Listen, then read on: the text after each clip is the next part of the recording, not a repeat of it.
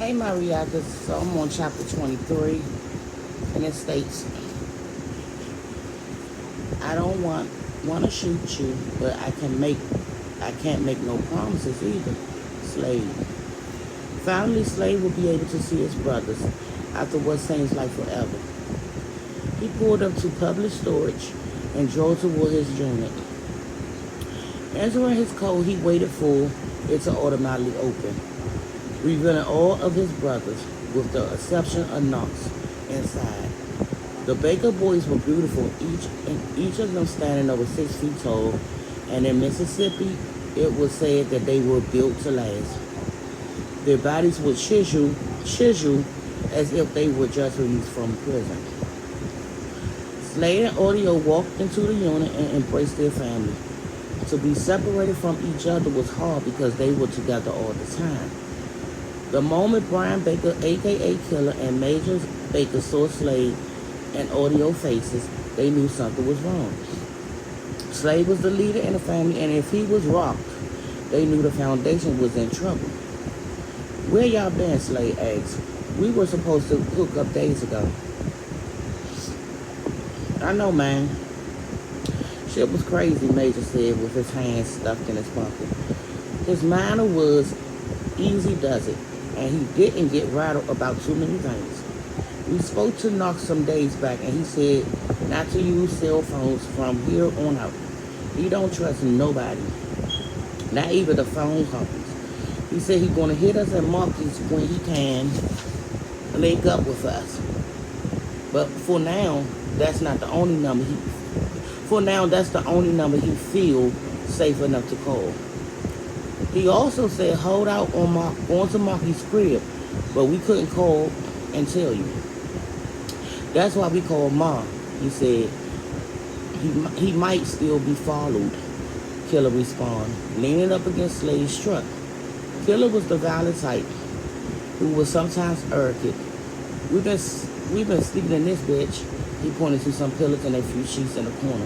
"We were good though." "But what's up, bro?" Major asked. You look out of it." "You heard from Devon?" Killer asked. "Nah," Slade said. "What's going on then?" Killer asked, following his eyes which moved everywhere but on him. "Everything's cool. Is Ma okay?" Major interrupted. "Please don't tell me that white motherfucker got Mom. I knew we should have brought her with us, but she wasn't listening, saying she could handle herself back home."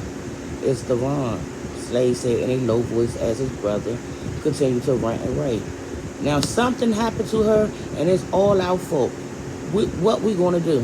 "It's Devon," Slade said again in a low voice, which still couldn't be heard over Major's. "I'm on the first thing smoking back home. I don't even give a fuck.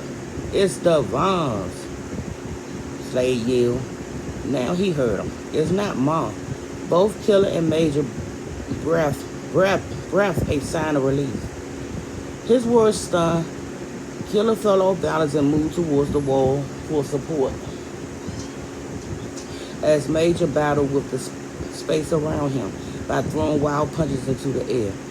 Their cousin was like a brother to them, and it fucked them up that he got caught up in the middle of their war.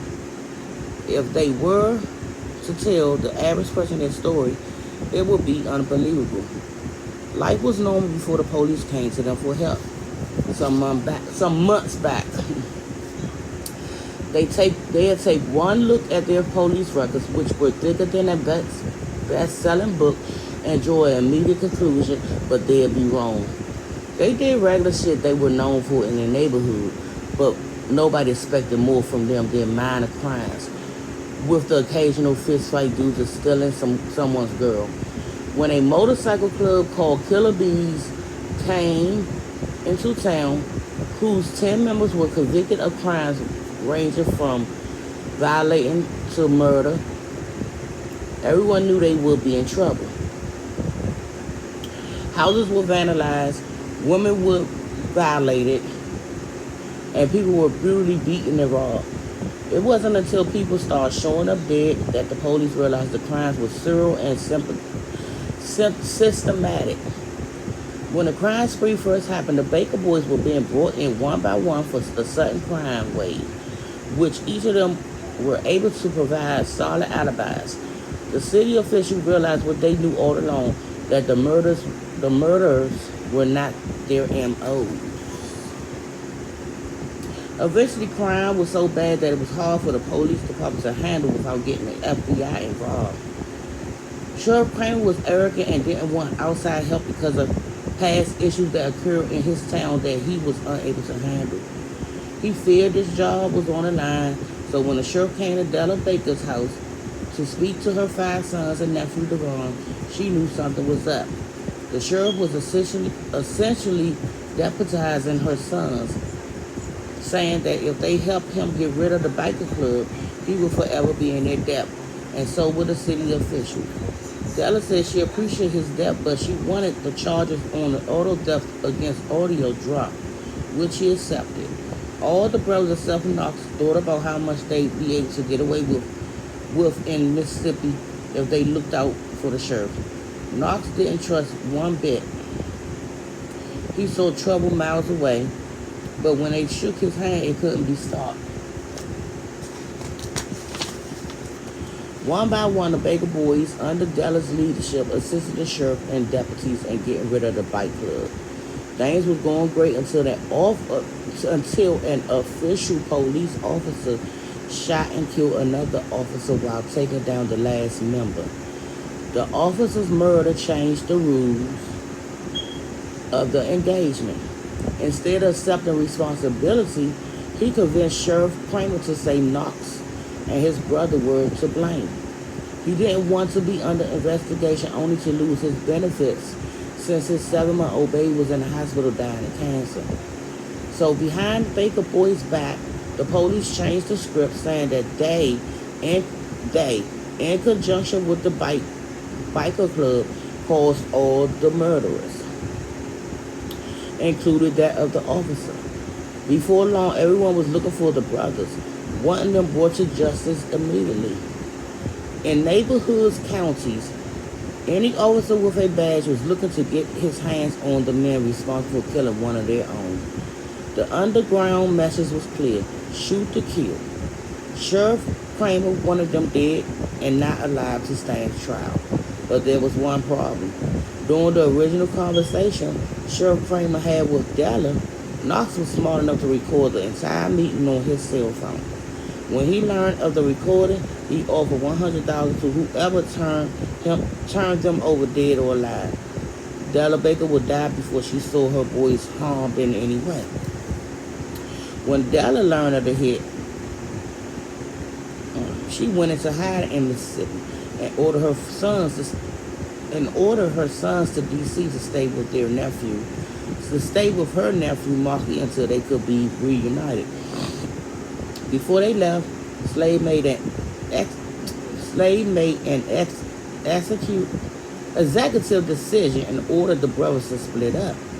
Since everyone was looking for 5 black men, Slade and Audio went together and Killer and Major went their separate ways.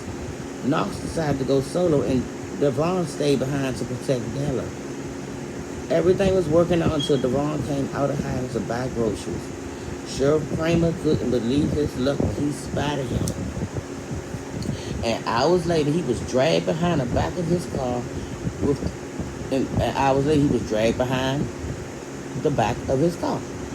With news of Devon's murder, everyone was wondering if Knox received the same fate. Devon's dead, Killer repeated. How? They got to him and strapped him to the back of the car. He was dragged to death, and they said they couldn't even recognize him if he didn't have his ID. We gotta watch our fucking backs, Audio spoke out.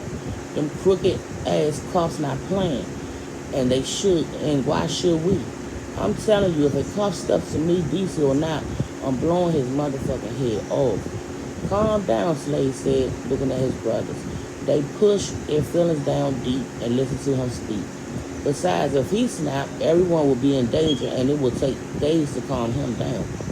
For now, we're going to stay past Marky's and wait for Knox's word. Since the only number he can be reached is...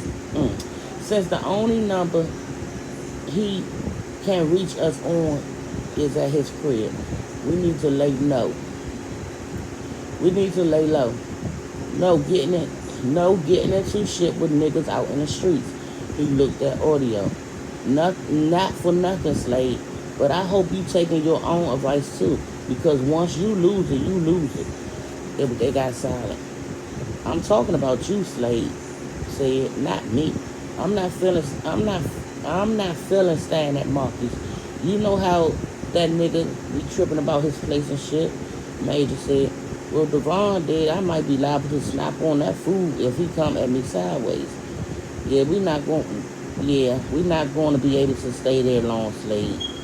We gotta find another place to rest, man. Killer said, I'd rather stay here. Fuck that. It's cold as a motherfucker in this bitch, Major said. I can't do another night.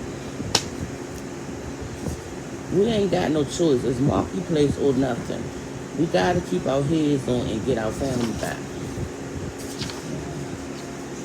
We're not going to be able to let Mom stay down there too long by herself. It's just a matter of time before they hurt her, Killer said.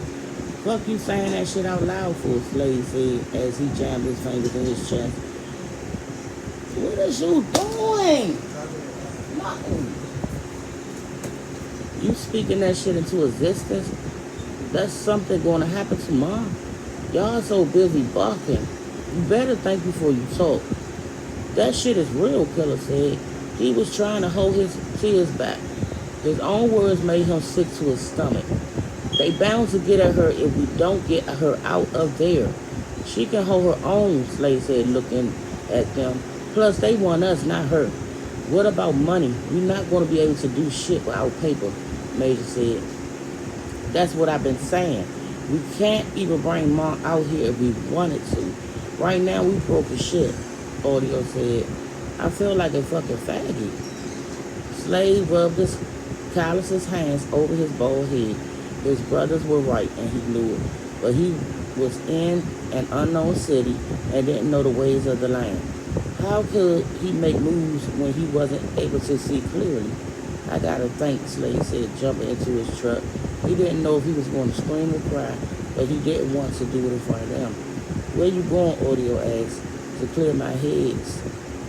Slade put his black knit hat on the back seat and then drove down the road, observing his surroundings. For a 32-year-old man who never before left the state of Mississippi, he might as well have been a 10-year-old kid roaming around D.C. without a parent. He was alone and responsible for his entire family, and that was a lot of motherfucking pressure. His mouth was dry, so he decided to grab something to drink. Parking at the convenience store, he walked in and moved towards the cooler. A few girls in the corner looked at him and smiled while on their groupie shit, but he didn't smile back. Slade was so fucking fine that wherever he went, women couldn't help but notice. His looks were both his gift and curse, because men was intimidated and women made him weak, so he took them in doses. Walking up to the counter, he pulled the hat over his face and the weapon out his pocket. His eyes were covered, but through the fabric, he could see clearly. Aiming at the clerk, he said, I'm going to need all the money in that register, man. At first, the woman thought it was a joke until he cocked the weapon. Please don't shoot me. She threw her hands up in the air. I don't want to die. I got kids and a family. I don't want to shoot you, but I can't make no promises either. Now put the paper in the bag and cash me out for the night. The 64-year-old woman nervously opened her register and placed a total of $1,200 in a plastic bag before handing it back to him. He took the cash and backed out the door, aiming in her direction.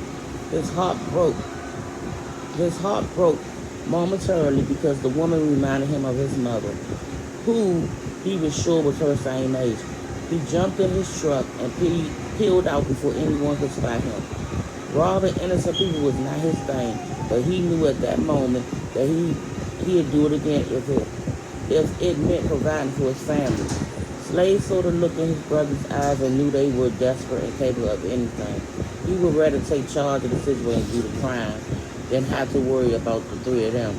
6 miles up the street, he could no longer control his stomach. Conscious as he thought about what happened, he parked the car, opened the door, and vomited. His stomach muscles pulled as he released everything he ate that morning. What fucked him up was not that he robbed the lady, but but that everything in him wanted to murder her for no reason. Oh wow. So I will be back with chapter 24 tomorrow. Bye, Maria.